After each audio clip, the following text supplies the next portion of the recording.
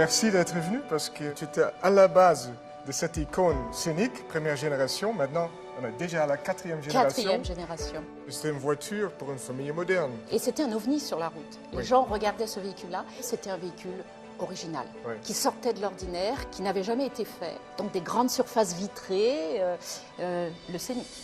Il y a aujourd'hui beaucoup de compétitions, notamment de crossover.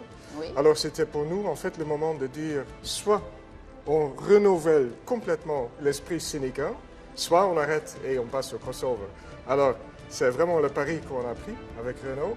Et c'est un bon moment peut-être de te montrer maintenant le Scénic 4, quatrième génération de cette belle histoire de Renault. Alors, je suis impatiente. Oui, moi aussi.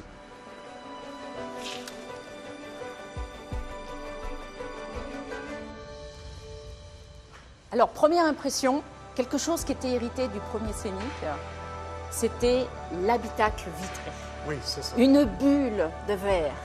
Ça, c'était vraiment la dimension futuriste. Et ce qui était très très fort et ce qui avait bien marché dès le premier Scénic, c'était ce côté, en anglais on dirait friendly, un membre de la famille. Oui. Donc là on retrouve ce côté, je dirais, approchable, tactile, sensuel d'un véhicule qui fait partie de la famille. Je pense que tu as touché sur un truc qu'on a vraiment essayé d'aborder. Tu vois, il y a beaucoup de sensualité, beaucoup de shape, beaucoup de réflexion. Oui. En fait, elle est très très très fluide en plus. Et elle est musclée. Oui, parce qu'on a essayé de quand même rendre la voiture plus sexy, plus moderne, aussi une voiture dans laquelle tu veux être vu. Quand le premier Scénic est sorti, il s'exprimait vraiment comme un concept qui était l'habitacle, c'est-à-dire de l'intérieur vers l'extérieur. Mais on n'a pas perdu l'intelligence du concept scénique de base, parce que tu vois, presque 80% de la voiture est dédiée aux passagers. Oui, alors ça c'est ce que je vois directement, c'est les proportions. Proportions extraordinaires. Ce qui joue un grand rôle pour nous, c'est les grands roues. En fait, Et bien placé par rapport à la dans caisse. la coin, et ça donne un empattement très long, ça veut dire qu'il y a beaucoup de place pour les passagers à l'intérieur. Ils sont très confortables, très hautes pour le style et la sécurité. Et enfin, un rêve de designer. oui, en fait, parce qu'il n'y a que de 20 pouces. Il n'y a pas de 19, Il n'y a pas le choix. de 18, pas le choix. Très bien. Donc une architecture complètement optimisée par rapport à ses proportions. Ben, alors passons à l'intérieur. Oui, parce que le Scénic, ça se vit de l'intérieur. Ok, alors, allons-y. Qu'est-ce qui a changé? Ça, c'est la fameuse console. C'est le lien entre les parents et les enfants. Mais c'est symbolique, ce lien. Oui, ça a été prévu comme ça au départ. Wow. L'espace intérieur partagé, c'était l'idée qu'il n'y avait plus de définition autre que les espaces de chacun, mais partagés dans un espace commun. Ce que je constate aussi, c'est qu'il y a eu un travail vraiment important, mais tout est doux. La rondeur qu'on trouve ici, la souplesse, et quand je passe la main, il n'y a pas d'aspérité. Ça fait plus qualitatif. La visibilité avec le PA très fin. Ça c'est la qualité Renault, pour moi. C'est la qualité qu'il y a dans le travail entre le designer et l'ingénieur, de façon à donner l'optimum pour la satisfaction de la personne qui conduit. Ce Scénic est complètement en phase avec la génération dans laquelle il s'inscrit, c'est-à-dire le 21e siècle, la force du digital, l'hédonisme, mais aussi une introspection, qui n'était pas le cas dans les années 90.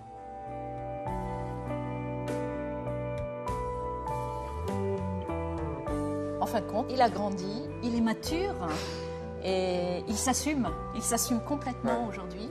Et moi, je lui souhaite longue vie, j'espère qu'il y en a encore beaucoup d'autres. Oui, oui, c'est que le début.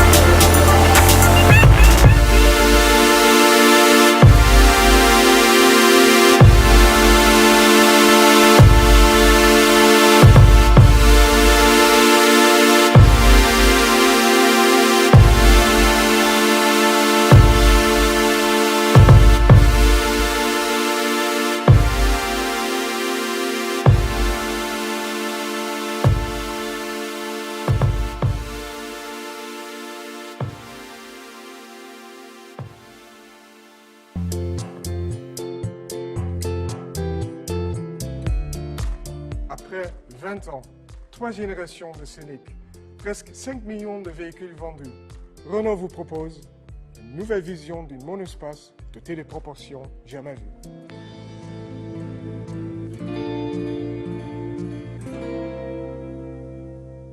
Le Renault Scénic, c'est naturellement une voiture iconique pour Renault, très important, presque 5 millions de ventes, 4e génération, alors il faut respecter l'icône, garder l'esprit, et en même temps, il faut renouveler, rendre la voiture pertinente dans son temps. Maintenant, il y a des monospaces chez tous nos compétiteurs.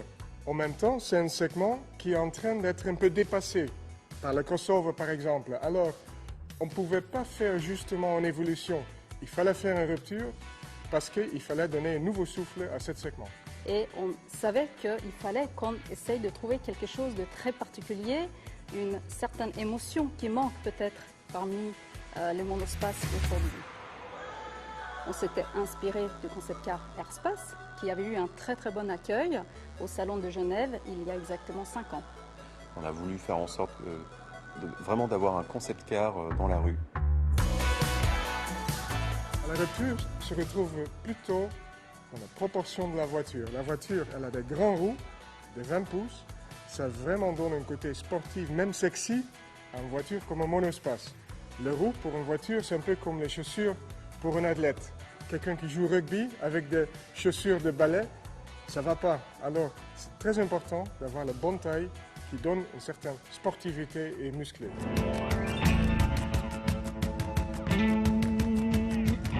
En termes d'expression stylistique, on retrouve beaucoup d'éléments de Airspace aussi dans le nouveau Scénic, notamment la ceinture de caisse en forme de vague. Cette ligne de ceinture caractéristique donc, qui décrit une vague avec un rebond sur l'épaule arrière. On n'a jamais vu une épaule comme ça sur un monospace.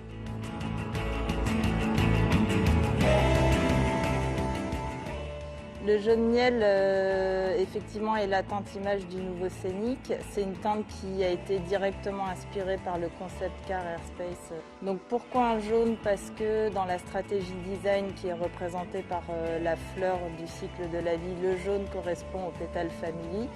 Et pourquoi ce jaune? On aurait pu mettre un jaune primaire tel qu'on peut en trouver sur des véhicules sportifs. Là, l'idée était de faire une teinte qui soit à la fois vive mais aussi riche et chaleureuse. On a voulu faire du biton essentiellement pour exacerber le côté distinctif de la silhouette du véhicule et la rendre plus aérodynamique. On ne propose pas une multitude de variétés de teintes de toit, mais du noir pour avoir quelque chose de plus chic, plus statutaire. Je suis très fier aujourd'hui de nouveau Scénic, très curieux de le voir dans le trafic, de voir ce qu'il va donner à côté des autres véhicules. Et chaque fois que je vais voir un nouveau Scénic dans la rue, je vais avoir un sourire comme ça.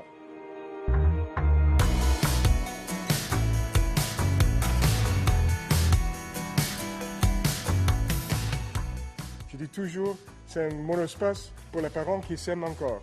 C'est une voiture attractive, mais à l'intérieur avec toutes les forces et notre connaissance et notre expérience de monospace, la praticité, la fonctionnalité, la modularité et même des technologies qui viennent du segment au-dessus.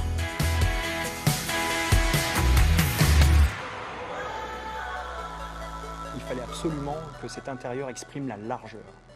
Il fallait vraiment avoir un traitement dans l'horizontalité. La planche doit exprimer la légèreté et vraiment la largeur. Il faut la stretcher un maximum de façon à ce qu'on ait cette notion de confort. Un petit peu comme l'espace. On a gardé notamment la connexion planche-panneau-porte qui est en continuité. En intérieur, ce qu'on a essayé de faire, c'est d'accompagner le positionnement produit et design qui était de vouloir un véhicule plus dynamique et plus moderne. Donc pour moi, l'exercice a consisté à mélanger ces deux registres qui sont et des codes plus dynamiques, donc plus basés sur le contraste, des éléments statutaires, tout en conservant les codes génétiques d'un monospace qui sont des matières chaleureuses, la notion de confort, de vie à bord et d'habitabilité. Le nouveau Scénic, c'est un petit peu comme un ovni, parce que c'est un objet qui pour moi est vraiment en rupture stylistique avec les anciennes générations de Scénic. La rupture dans l'intérieur, elle vient du fait qu'on a revalorisé le rôle du conducteur. Donc il y a une casquette dont les lignes stylistiques convergent vers le conducteur et elles se prolongent vers le passager. Il y a deux éléments qui cohabitent à ce moment-là, la sportivité et le partage. Cet intérieur, il a quelque chose de très intéressant, c'est qu'on a la possibilité de le configurer. Quand la planche coulissante est connectée à la planche de bord, on est dans une configuration plus cockpit. Donc là, il y a la notion de plaisir, de conduite. C'est plus orienté sur le conducteur. Cette console coulissante, quand elle est déconnectée, elle offre du rangement. Il y a de la connectique, il y a deux prises USB, une prise 12 volts. Elle peut faire office de table. Là, on est dans une configuration plus familiale. Scénic se place vraiment bien dans la stratégie design, dans la Marguerite, avec naturellement le pétale famille, mais aussi un côté love. Et on sent ça. C'est une voiture attractive aussi pour faire impression. La voiture est le cœur pour la marque Renault, parce qu'on est centré sur l'humain, alors la famille joue un rôle très important. Concernant le deuxième rang, donc les sièges arrière, pour les enfants notamment, on a les tablettes aviation, on a la console centrale qui, une fois reculée, permet d'avoir du rangement, de la connectique. Aujourd'hui, je suis très fier parce que cet intérieur, il est vraiment le reflet de mes premiers sketchs. Et émotionnellement, c'est quelque chose de très très fort. Il y avait une confiance dans le résultat final depuis assez tôt sur le projet. Je pense qu'on a réussi. Je pense qu'on a réussi à donner une image plus valorisante. Enfin, je pense qu'aujourd'hui, on peut avoir envie d'acheter un Scénic pour d'autres raisons que des raisons pratiques.